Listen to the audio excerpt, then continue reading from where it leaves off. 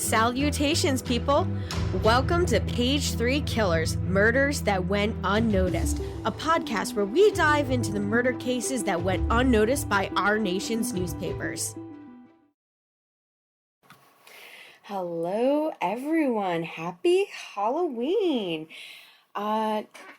Just so you guys know, John isn't here with me right now. He's sleeping. Last night, I had fully intended to get this episode out to you guys early for Friday, but that kind of got messed up. We had a Halloween party we were planning here at the Potts residence, so we had to, make it work, and I said I would get this up for you guys this weekend, and that's what I'm doing, trying to get this out today. And I wanted to add a little extra content because you guys are so good about checking in and listening to these episodes that I put a lot of time into, and I appreciate it. So for this episode, we were going to talk about Halloween murders, and shortly after I finish this area, we are going to have me and John talking a couple of cases that happened on Halloween. And I was doing a little bit more research and found a couple of more. But first, there was a huge break in a case that I've been following since 2017. And I'm super excited about it. It is the Delphi murders. In case you guys don't know, that is the murder of two girls in, I believe it's Indiana.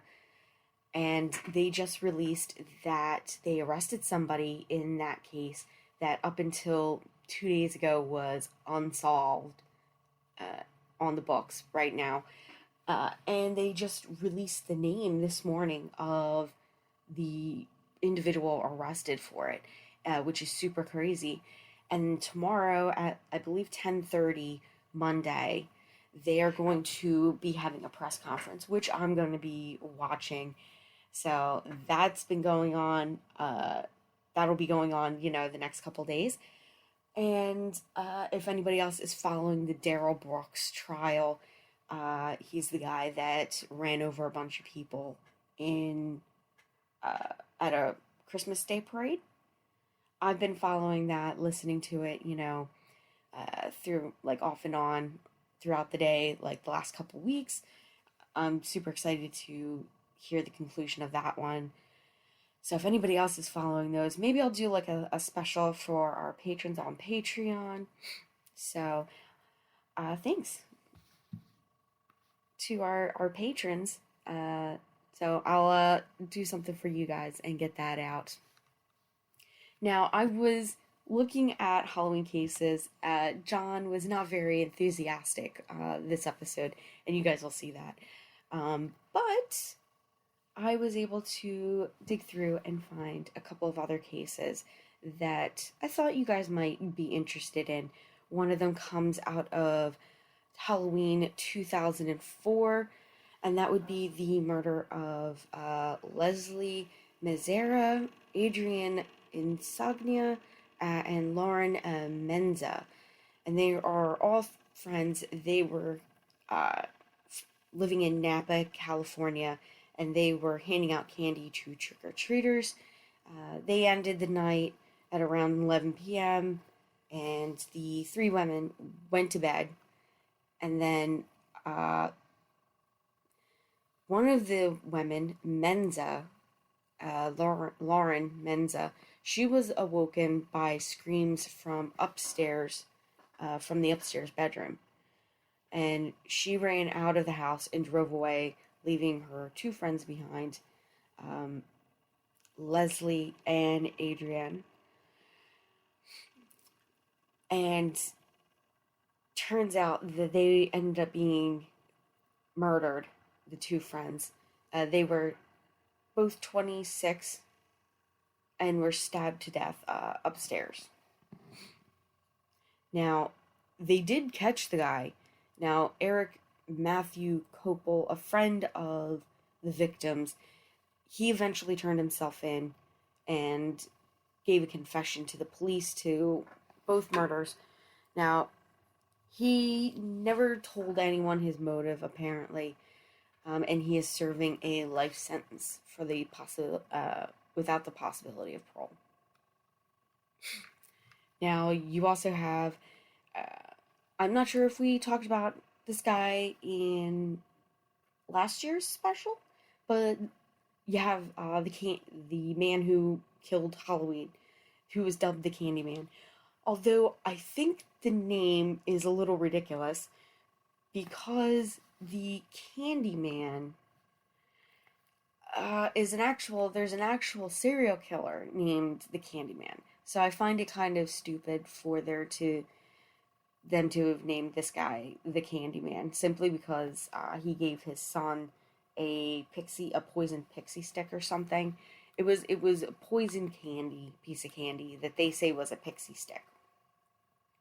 So apparently in 1974, his 8-year-old son Timothy O'Brien went out trick or treating, got candy, and when they got home, Ronald Bryant gave his son a pixie stick. Now, after ingesting the pixie stick, the boy basically ended up going to the hospital due to vomiting, and he died not very long after that. So, Ronald apparently changed his story multiple times after, he was questioned about the death of his son. Like, which candy did he eat? Where did he get the candy? You know, all those kind of questions. And his story changed a few times. Um, and then the police were able to figure out that Ronald himself was responsible for poisoning his son's candy with cyanide. And later on, they found out that he did it because he had a huge life insurance policy on his son, and he was heavily in debt. So he needed that insurance policy to pay off his debts. Uh, he was put on trial, and a year later was found guilty of the murder, and was given. I believe that the punishment that he received is kind of poetic in a way. He was given the death penalty by lethal injection, which, I mean, you poisoned your kid, you kind of deserve the lethal injection. So, poison for poison.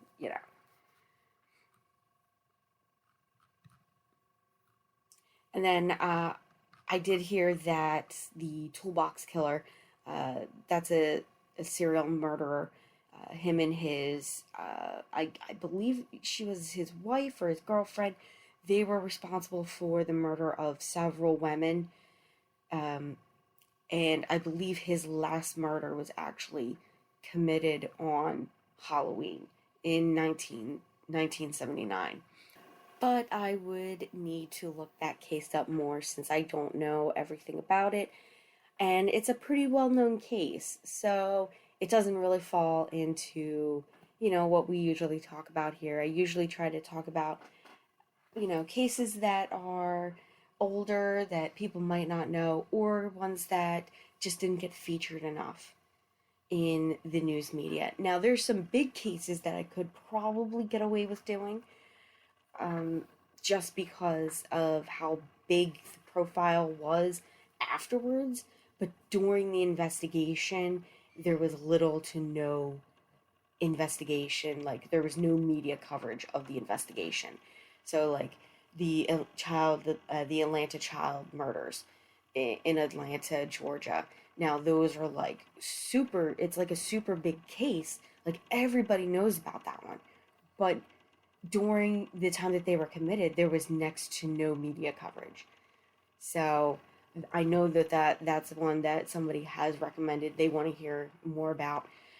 We've been receiving a lot of information from people on YouTube that saw one of our episodes from England, and I just wanted to give a huge shout out to all of you guys for, sending me comments and information.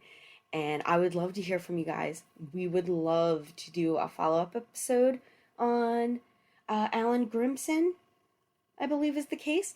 Yes, it's Alan Grimson. So I would love to do a follow up. Me and John, we were just trying to find some people that were willing to, I don't know, do an interview or go on the record with information. And it's kind of hard to get some people to commit to something like that. We would love to actually have somebody on. We've also received a ton of amazing feedback from other viewers on other episodes, and we appreciate everyone who took the time out to send us a comment. And I always like to reply to comments. So if you haven't seen a comment from me in response to your comment, just give me some time. I know that there's like maybe 2 or 3 that I haven't gotten to yet, and I am working on it. It's just been super hectic now with the holidays coming up and trying to get our regular cases written and researched and all that. It's a lot of work and a lot of time, and working, both of us work full-time jobs, so we're trying to make it work and get all this stuff out for you guys. Now, we all know John is the one you guys actually tune in to listen to every day. Or every week, I should say. So let's roll into the portion of the show with John. I'm hoping you guys enjoy it and have a happy Halloween. We hope that you have fun at your Halloween parties, and as always, stay safe. Thanks, guys.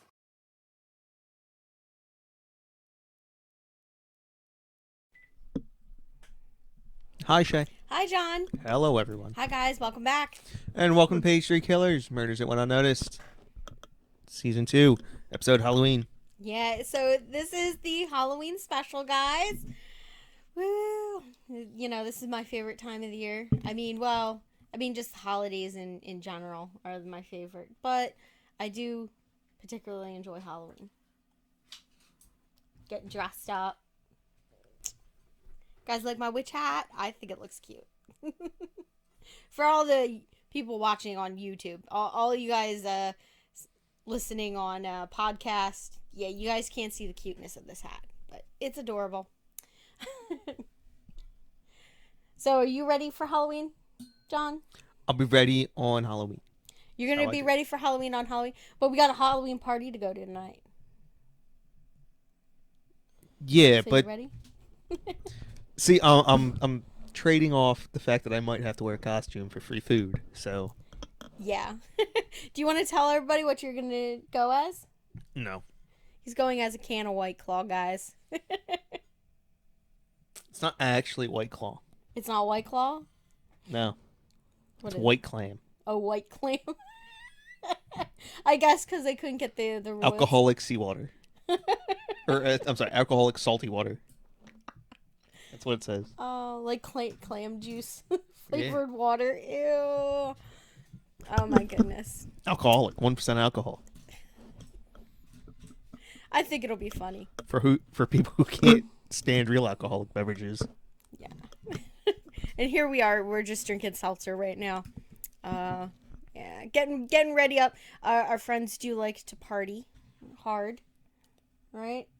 So, when we leave this party tonight, hopefully there's no liver cirrhosis going on. Hopefully.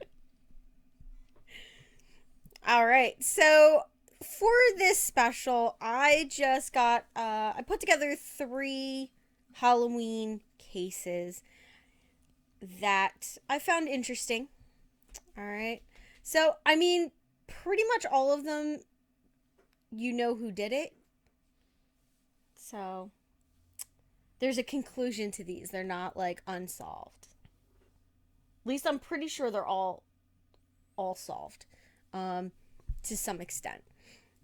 Some of the perpetrators may or may not have gotten away with a little bit here. But, yeah. So we're not going to do any news. The news is it's Halloween, and that's what people are concerned about. Yeah. So, we're just going to do a shout out to our patrons, Stacey Fragale, Christy Bryson, and Chelsea Hargrett. Thank you guys so much for donating on Patreon. We appreciate your guys' support. If you guys out there want to support the podcast, you can hit us up on Patreon. The link will be down in the bio. Or you can always like, share, subscribe. It's free. Yeah. Okay, so let's get into the nitty-gritty here. All right. So the first case I wanted to do was Bessie Darling. And this is like out of Baltimore, Maryland, which I thought was an interesting case. All right. So Betsy C. Darling was an American hotel proprietor and minor socialite from the Baltimore area who was brutally murdered at her hotel on Halloween night, 1933. By a state of Maryland employee. Government. So, Betsy Darling was born in Maryland to John Wesley Warren. He was a grocer. So, he owned a grocery store. He ran a grocery store. And Franny Fresh Warren. So... yeah, so she had a pretty decent childhood, and then she got married. So Betsy Darling married Charles Howard Whiteridge Darling, and her and Charles had a son named Charles Howard Wesley Darling, and they separated or divorced about 7 years prior to her death. So, in 1920, she was again living with her parents, the Warrens. And during Joseph Patch's term, directing the Baltimore, Ontario Society, right? Yeah.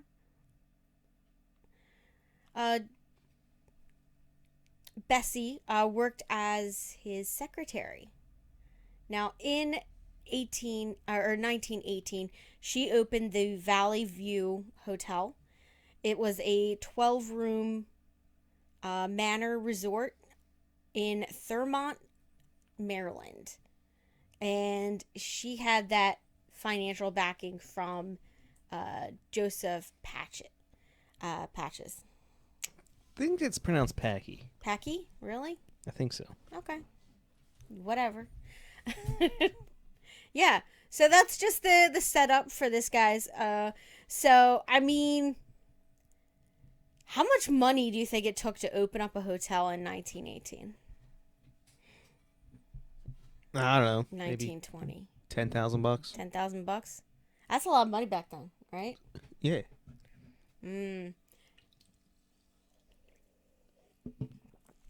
I don't think a guy just be handing out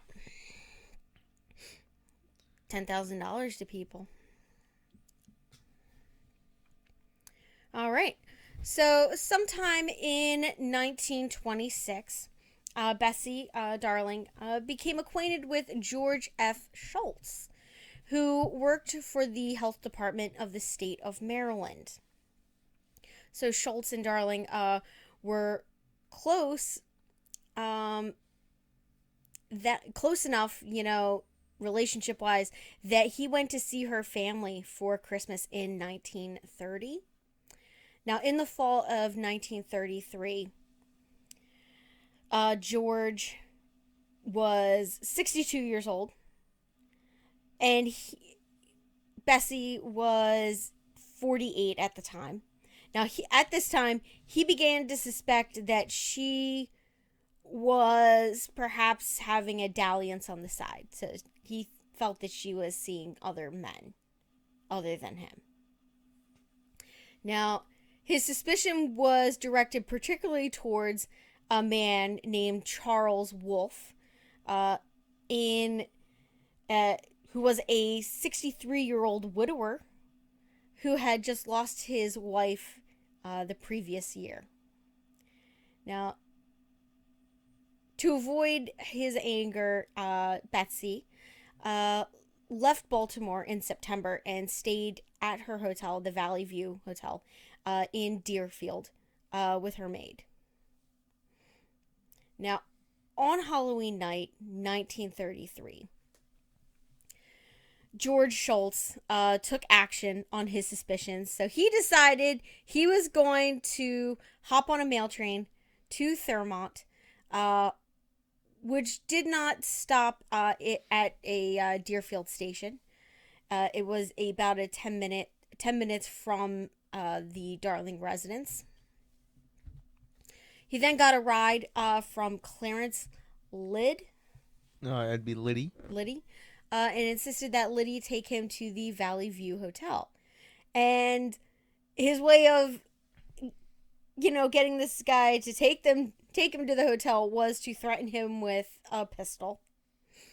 Now, after being informed by the maid once he reached the hotel that Bessie was in her room, he strode upstairs and forced the door open and then shot Bessie in the chest with the pistol, killing her. Now, he then said the maid, sent the maid to call the authorities. So, I mean, It's kind of, it's aggressive. yeah, he's a little jealous. And, yeah. That's what happens when you hook up with someone who's 14 years younger than you. Yeah. I mean, he was probably like a little overbearing, and she didn't like that. So, I mean, she's already kicked one man to the curb in her life, probably more than one. So, now, as the maid was going to contact the authorities, George decided he was going to attempt suicide by shooting himself. Now, his attempt failed, and he was captured, and he was taken into the local hospital. Now, George recovered from his self-inflicted gunshot wound and was tried on March 13th, 1934. He was found guilty of second-degree murder and was sentenced to 18 years in prison. Now, his plea during the trial was that the murder was in self-defense and that she had also been armed with a pistol. I think it's kind of, poetic that the court declined that, declined his defense and said basically that she had good reason to possess a weapon, as he had previously threatened her life, and the fact that he did come to do her harm. So they were like, yeah, if anybody here should have had a gun, it was her. But unfortunately, I don't think she got a chance to use it.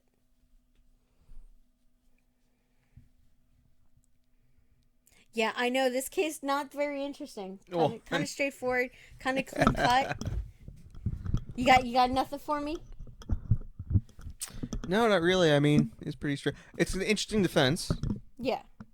That it was self-defense. He literally came into her home.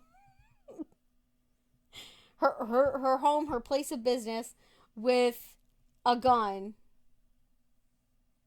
and then shot her, and then tried to plead self-defense. Because she had a gun, because he might have been able to do her harm. Yeah. When he meant to do her harm, so it's kind of redundant, Now, our next one is, this one here is a little bit more interesting, guys. So this one here is called the Candlestick Murder. And this would be the murder down in Charleston, South Carolina, on October 31st, 1958. And that would be the murder of Jack Dobbins by John Mahone. Or Mahone? Yeah, Mahone. Mahon. Mahone. Where is it at? right here. Oh, yeah. Yeah. Mahone. Yeah. Now, Jack Dobbins was a 30-year-old executive at the Davison Chemical Company division of W.R. Grace and Company. I love the old-timey names with Yeah. initials in them. And he was an executive there at around the time of his murder. Now, yeah, you like the old timey names you were saying? Yeah. Okay. Like J.W. Potts and Sons. Yeah, J.W. Potts and Sons. Is that what you're hoping? Well, I don't know, but I'm just saying.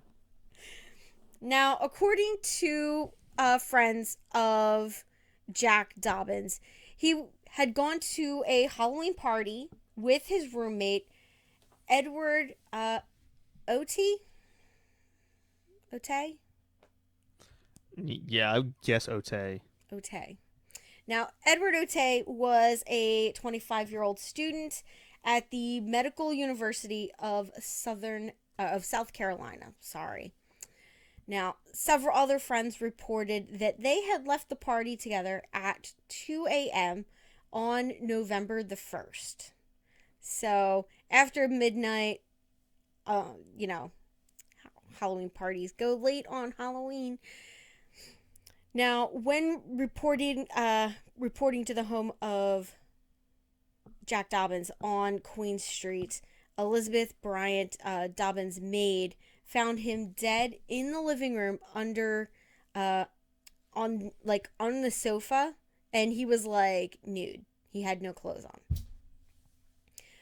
So she alerts the police. Well, I'm sorry. She doesn't alert the police. She alerts Jack Dobbins' roommate, Edward, who was asleep upstairs in his bedroom, and he called the police.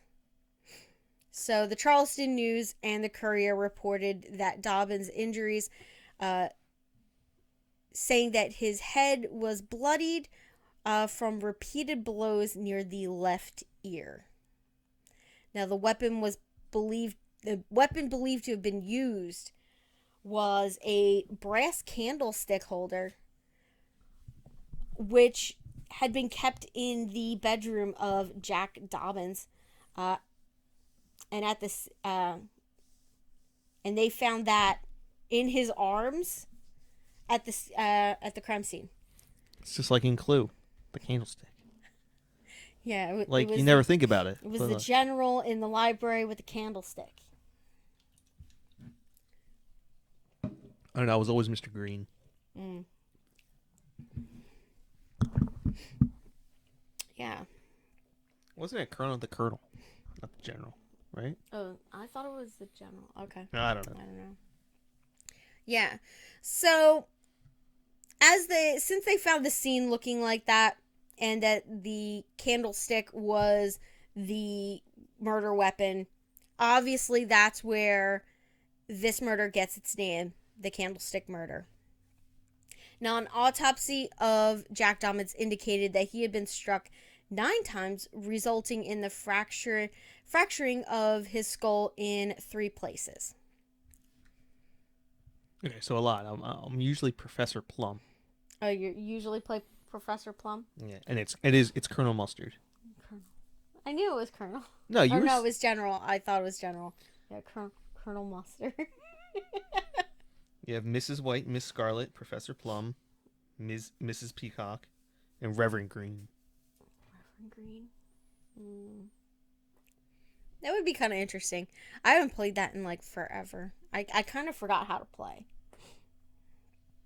But who knows? Maybe we'll get a chance to play it again. Now, the coroner stated that there was no signs of struggle to the attack, which he said suggested that the attack was a surprise to Jack Dobbins, since there was no signs of a struggle between 2 people. What are you doing? Don't worry about it. All right. So, Jack Dobbins' housemate, Edward, was the initial suspect, but he was later dismissed. Now, John Mahone became the primary suspect. Now, Mahone was a 18-year-old airman that Jack Dobbins had met at Club 49, which had a mixed group of people there. So there was a portion of them that were, gay, and they did have straight patrons. So, All the straight guys pretending to be gay, trying to get free drinks.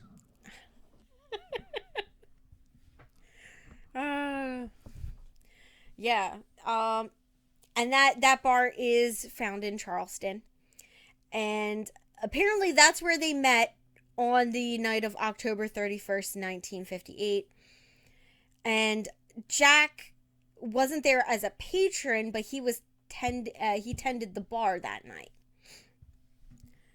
So Jack Dobbins had served John Mahone a few drinks before they decided to continue their night at the Elbow Cocktail Bar, where John was denied entry because he could not comply with their dress code. So I guess there was like a pretty fancy dress code, I guess. So instead of going there, they ended up going to Jack Dobbins' home on Queen Street. Yeah. Well. Or no? I don't know. So my guess is, listen, I mean, there's got to be a conversation that's got to happen, right? Of listen, are you down for this? Kind of thing, right? You would think, right? No, maybe. I mean, you don't just take somebody back to your house and then assume that you guys are gonna, Did you? I don't No. don't answer When we that. started dating, you weren't allowed over my house. Oh, that's...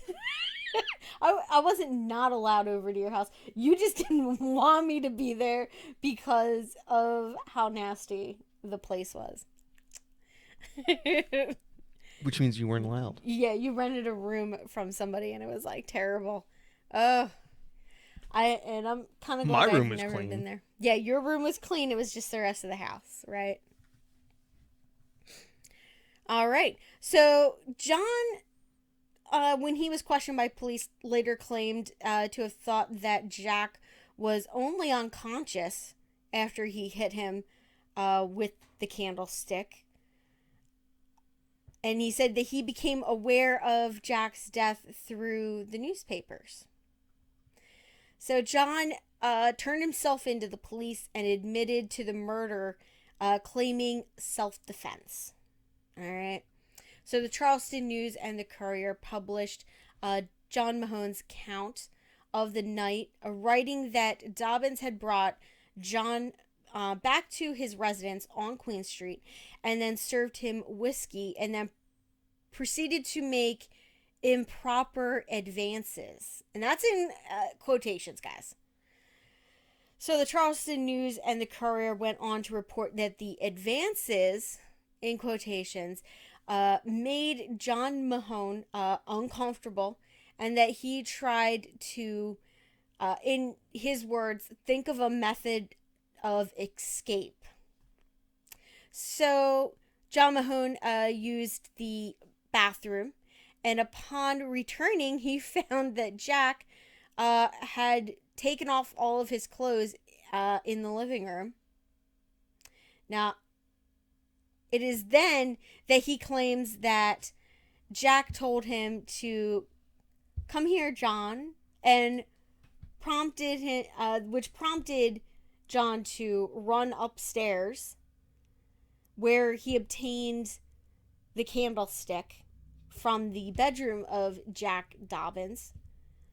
And now, upon returning downstairs, he said he told Jack that he wanted to leave and an altercation ensued. And that ended with Jack dying. Yeah. So it was all just a big mistake. Like Big misunderstanding, and I didn't mean to kill him. Is that his defense? Yeah, that's his defense. He said that, he pled self-defense and said that, he thought he was unconscious. He didn't mean to, like, kill him. But he was defending himself from an improper... Come on. I mean, it is 1958. Yeah. I mean... I don't know. I kind of don't believe it. Because why would you run upstairs when you could just run out the front door? I mean, he's naked. He's not going to follow you, right? Why run upstairs and grab a candlestick? It makes no sense to me. Like, It makes no sense at all. Out of all the options he had, that's the one that made sense to him? Not just going out the front door. Yeah. I would have been like, we're in the living room. The front door can't be that far from the living room, right?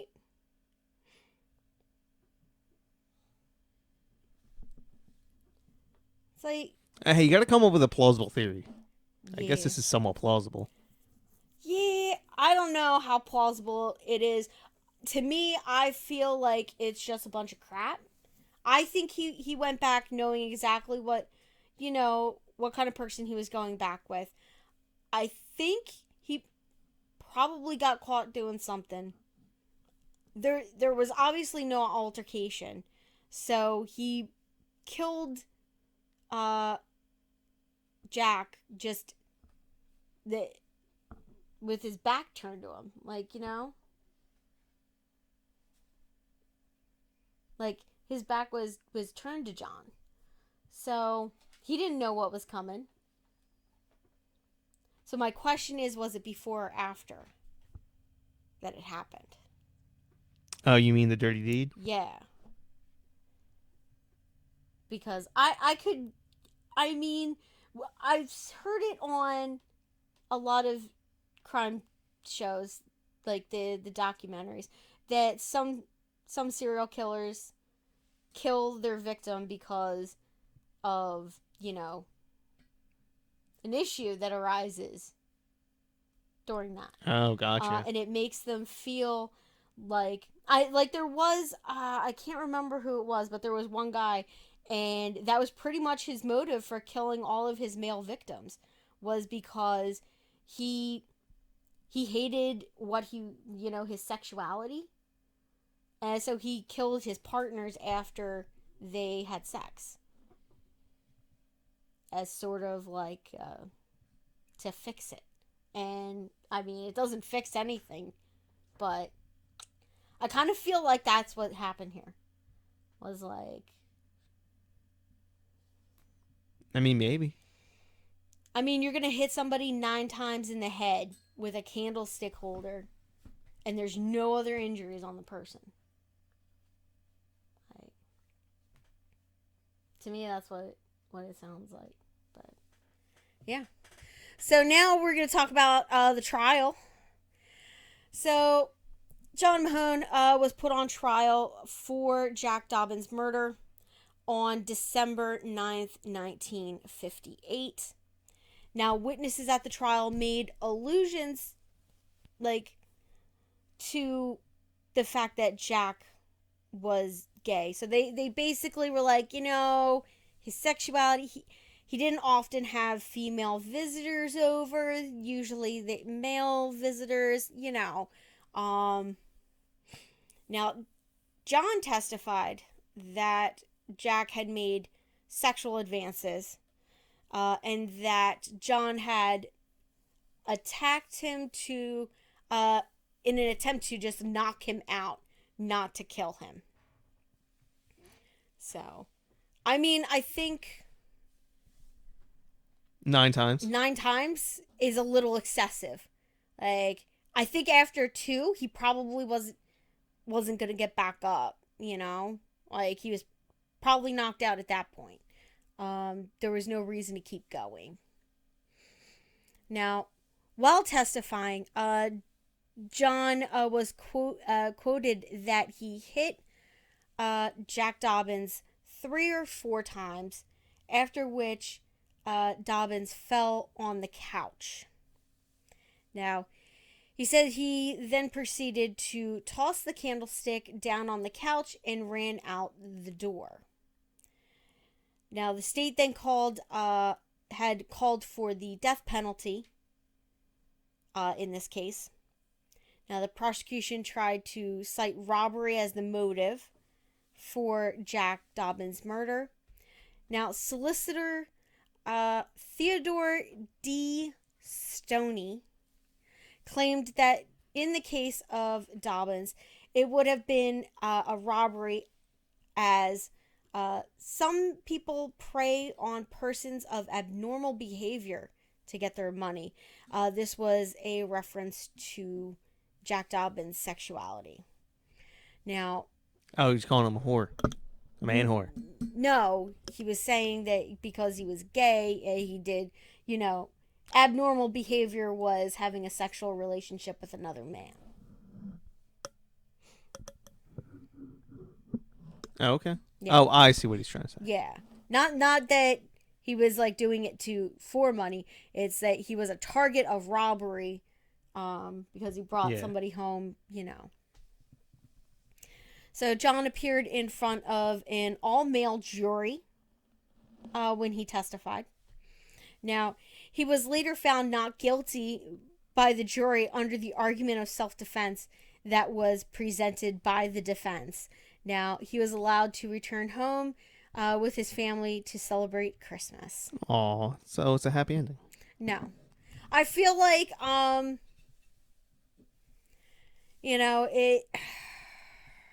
it was just crap, It was a load of crap. It was a bunch of guys sitting on a jury.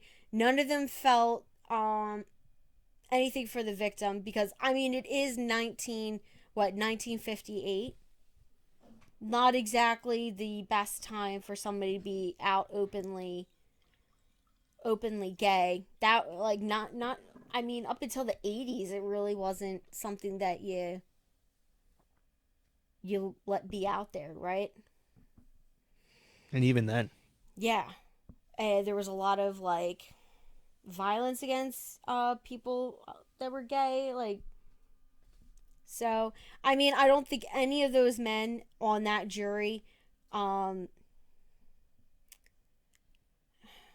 just felt any sympathy for what happened to the victim, or they felt that he brought it on his own self. Because South Carolina, Charleston, that's under the Bible Belt, right? Yeah. Yeah, so it's a southern Christian area. So, yeah. Just not very... So fairy boys deserve to die. Not very, they're probably very I don't want to say it nowadays they are, because they're probably not. I think when we went to Charleston, South Carolina, I did see quite a few gay pride flags. So, times have changed. But, at this time, I think there was probably a lot of, homophobic views. So, now, after all of this is said and done, there were a few quotes. You wanna help me out with some of these ones, babe? You always make me read quotes. I can't stand this. Oh my God! Yeah, you're gonna complain because I'm gonna make you talk. Yeah. It's a podcast, babe. All right, which one is it? All right. So Billy Camden, a member of the local gay community, stated that the attack and the verdict made the gay community distrust the judicial system. Now, here's the quote. See, that was their problem. They trusted it in the first place. Yeah. Always trust it to be crooked, right? All I'm saying is that you're a good politician's a dead politician. Anyway. Yeah, so... By emphasizing accepted gender roles, the the defense lawyers placed sexuality on the list of concerns by those in Charleston looking to maintain the old social order of veiled white supremacy and racial segregation, writes Thompson, current head of digital research services at the University of Houston Libraries. Yeah. All right. And then the next quote was, I believe it was from the same person. Furthermore, the close coverage of the trial by local and regional newspapers helped to spread the consequences of sexual nonconformity to a wider audience, even if these newspapers did not blatantly engage in discussion on homosexuality. The trial served as just one in a series of reminders that the white power structure of Charleston and other southern cities would tolerate. Now, Leonard, Matlavich,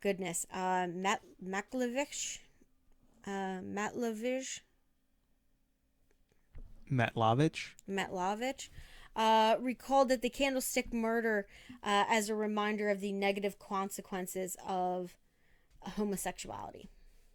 Yeah.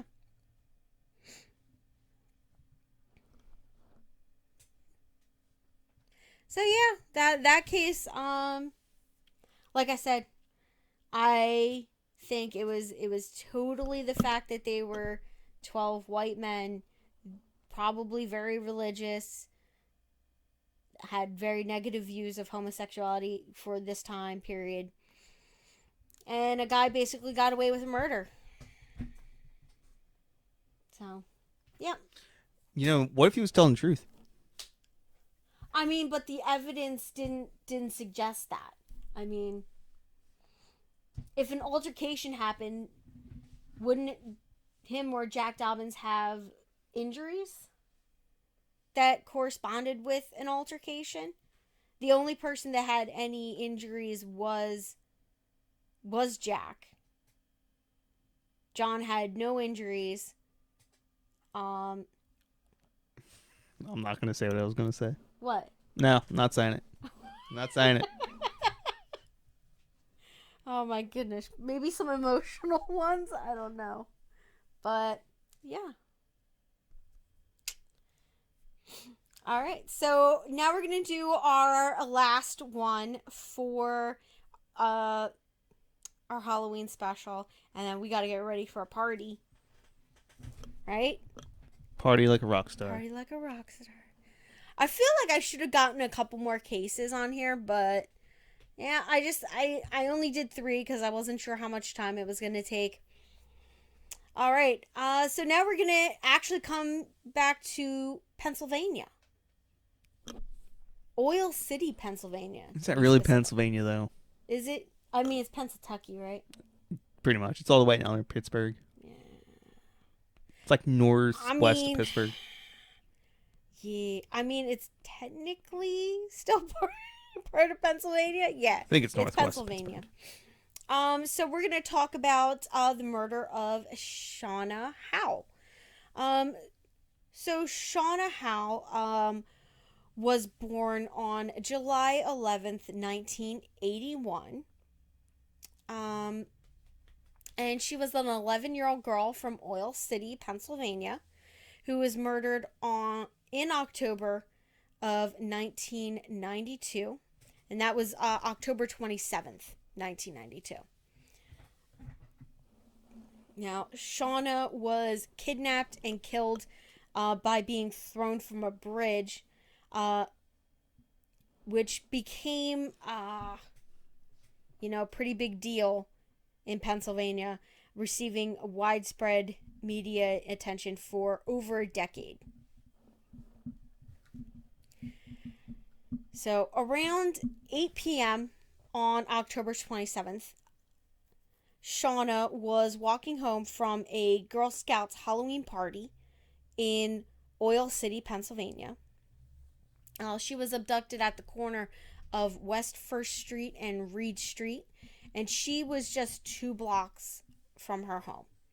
Now, local resident Dan Padden, however, witnessed the kidnapping, thereby providing investigators the details of the circumstances. He was able to give them a description of the abductor, the getaway vehicle that was used, and details of what happened. Now, 2 days later, a member of the Howe family found a piece of her gymnastics costume near an abandoned railroad bed in a rural wooded area in the nearby township of Rockland. Now, despite a search of the area the day before, Shauna wasn't found. But then she was found about 200 yards from that spot, where about 200 yards from where her clothing had been found the next morning. So she was found pretty close to where like the part of her costume was, and then 200 yards from where she was found is where her clothes were found the next day. So Shauna's abductors had thrown her from the railroad trestle bridge onto a dry Rock Creek bed near Coulter's Hole in Rockland. And what I think is like just so terrifying about this was that she was alive when she was thrown off of there. That is just like, that's disgusting. Like, I can't even imagine that. Right? Being thrown off a bridge. Yeah. You like Hans Gruber on your way down.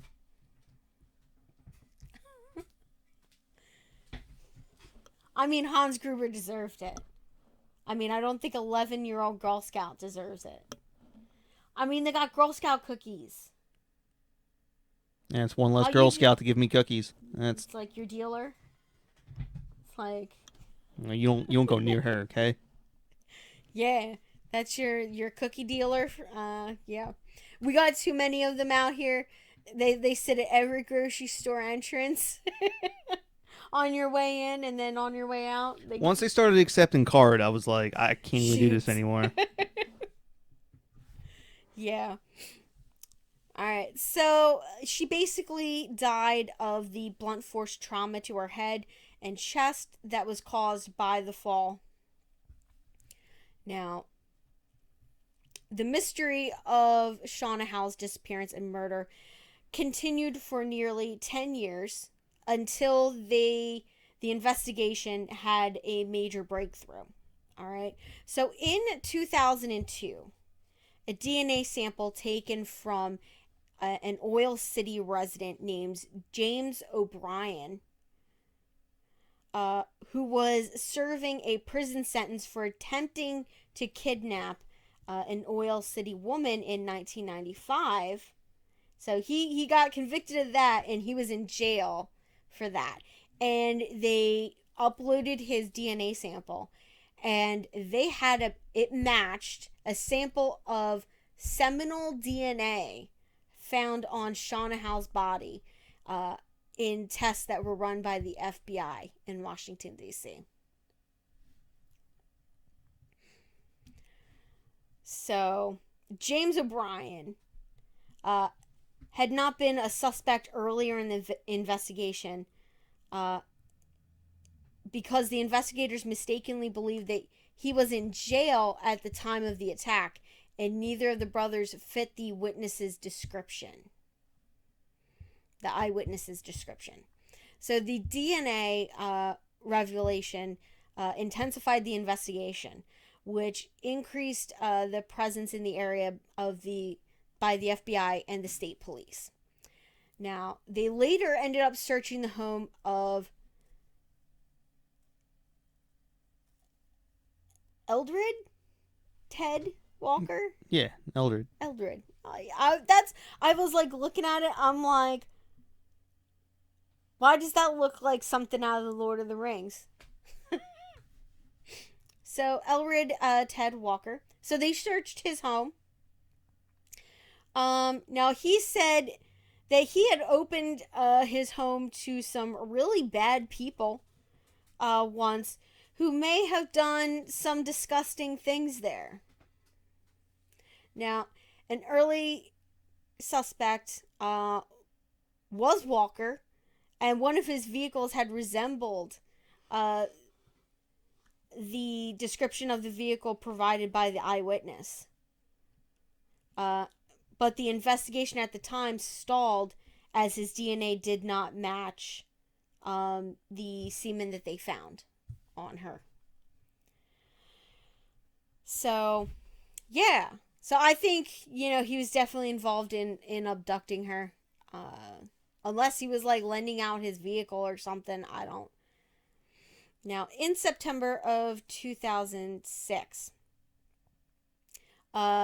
Eldred Walker, as part of a plea bargain, pled guilty to kidnapping and third-degree murder and agreed to testify against against the O'Brien brothers. All right. So in court, he admitted grabbing Shauna and passing her off to the O'Briens, who were waiting in a parked car. Now, he also admitted knowing that the brothers were upstairs in his house with the girl, as he had heard her crying. Now, he, however, denied being involved in her death. All right. Now, in October, as the trial ended, the brothers were found guilty of kidnapping, conspiracy, and second and third degree murder, but were acquitted on charges of first degree murder and rape. Really? For Rizzle. Yeah. So they were found guilty at least. Now, following her murder, apparently, the Oil City Council voted to prohibit nighttime trick-or-treating following her murder. And that seems very...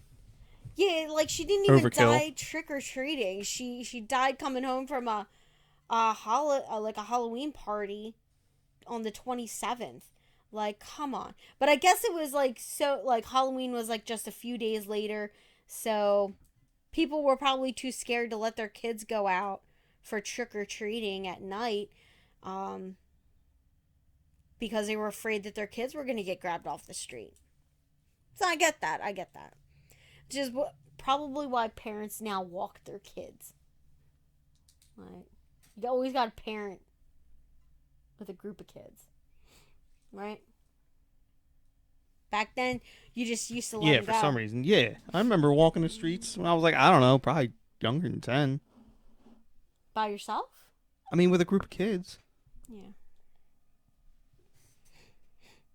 Yeah. Yeah. Cousins and whatnot, so I guess, couldn't have been that much older. Yeah. When I was going out by myself. Yeah, probably maybe 11, 12 is when we were allowed to go out by ourselves. And I think we stopped trick-or-treating after 2 years into high school.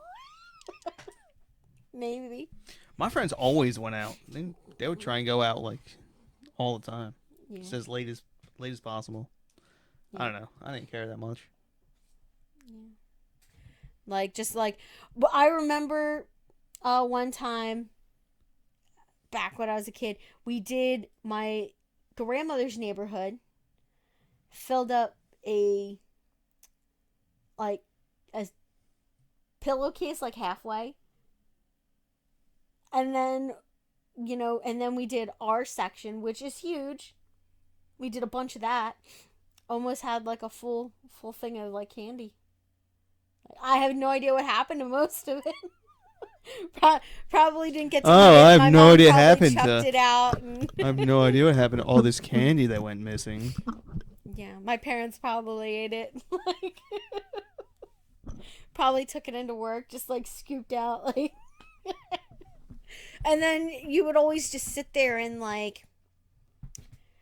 divide it up.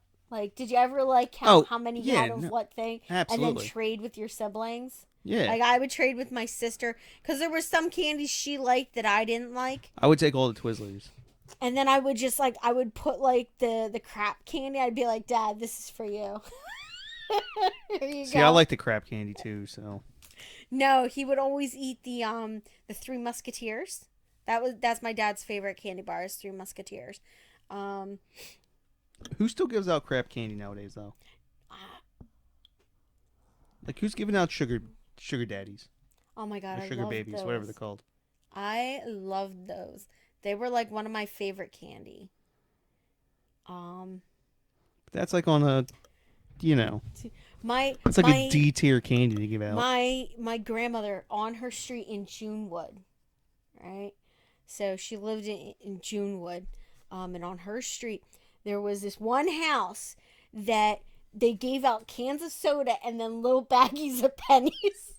Yeah, well, I know one lady. She used to eat just a bowl of pennies, and you'd reach in, however much you could grab, you could throw in your bag. Yeah. Oh my god. Like as a kid, you thought it was cool, but then you realized you got like 13 cents. Yeah, no, it's not even a like. Well, maybe if you took that 13 cents and went to Wawa, you could have gotten the penny candy, which they still have. It's the Yeah. like quarters and stuff, like along the cash register. You could probably have gotten, If I had invested, it'd be worth like $2 right now. Yeah. So I mean, I always like trick or treating.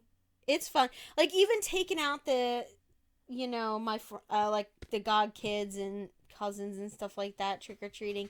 It's always fun. It's good scary fun, not bad scary fun. But yeah, we enjoyed it. I think as kids, and it's sad that a lot of that like stopped. Like I remember my section when there was I like don't a know. ton Did of it kids. stop? Like I know it has to be slowed down, but maybe we just had a warped perception of what was going on when we were Yeah. kids because it was important to us. But because I don't really know too many people who don't let their kids go out. Yeah. I mean, our section is a lot of older people. We're starting to get families now with kids moving in, so we've seen a little bit more. But the last few years at my parents' house, when we did the trick or treating, there was like hardly any kids. Maybe about like 20 or 25. I don't understand how this tradition dies. This is Neither do I. ridiculous. Like, who would not let the. You know what it is? Like, it's like all the people that are like hyped up on like healthy eating. Yeah, get out of here. I don't care. And they're like, yeah, no, little Billy has an allergy to everything. And he doesn't actually have an allergy. But it's the excuse that she used to not give them things. Like dairy. Or eggs or chocolate. It's not healthy. So it's not part of the diet. Right? I mean, I guess that's kind of part of it. Yeah. I don't know. So, it kind of sucks for some people to like not be able to trick or treat. But and basically this ban in Oil City lasted for 15 years. It was finally lifted right before Halloween 2008. Like that's crazy. Couldn't go trick or treating at night. What are teenagers gonna do when they get like?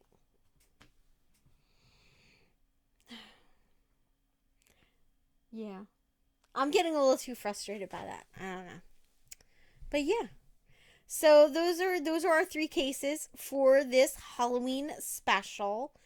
I might record like something, maybe 1 or 2 extras on the side to make this a little bit longer because we usually do like an hour and a half episode. So I might add 2 cases onto this and just record them like later. What are you talking about? We're usually like 45 minutes to an hour. Well, no, for the specials. Oh, who cares? Like for our specials, we usually do like 2 hours. Oh, and then we have almost 10,000 downloads. Oh, snap. Oh snap! I think when we hit 10, we're gonna have to do a special. Okay. I think we're gonna do the Candyman. Seems like something we should do on Halloween. Yeah, he wasn't actually a Halloween killer though. But his name's a Candyman. Yeah, but I think that's because he owned a candy store.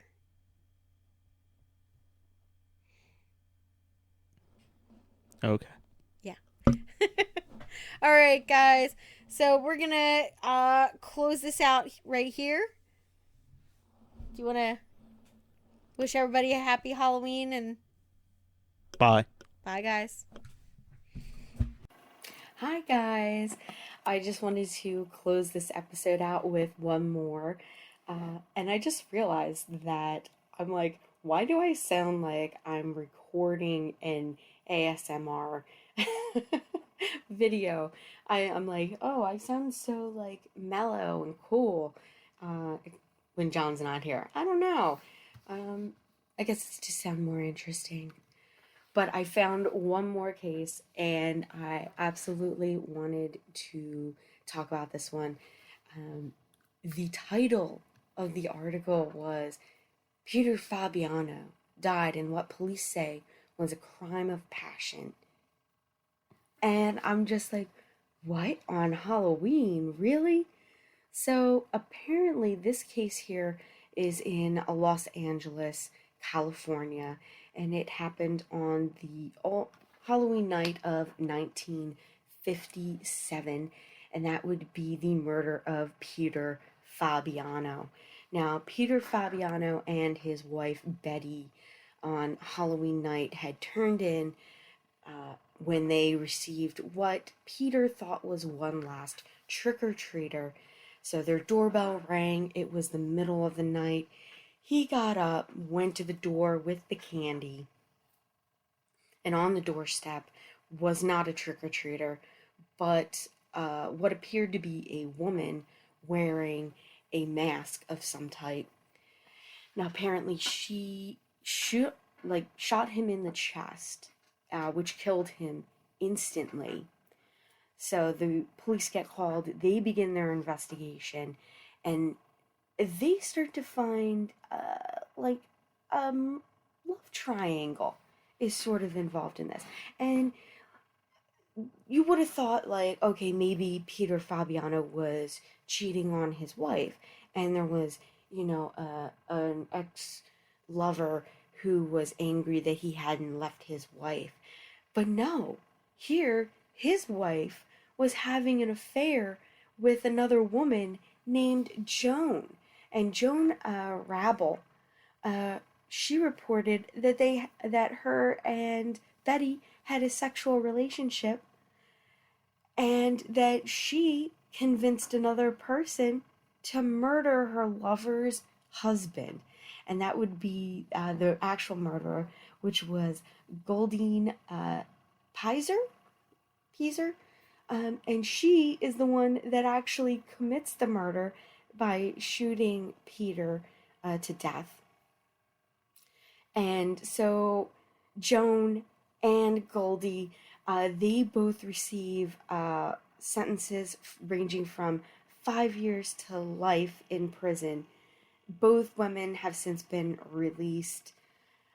And Betty was never charged in connection with the murder of her husband, because apparently, I'm assuming that she wasn't responsible for anything, but you never know, because this is a very short, small article. I saw that and I was like, oh wow, I have this one looks really interesting, so I wanted to add it in for you guys. So to just close out this episode, thank you guys so much again for tuning in. Have a happy Halloween. Enjoy any parties that you are going to, and enjoy your trick or treating. All right, bye guys.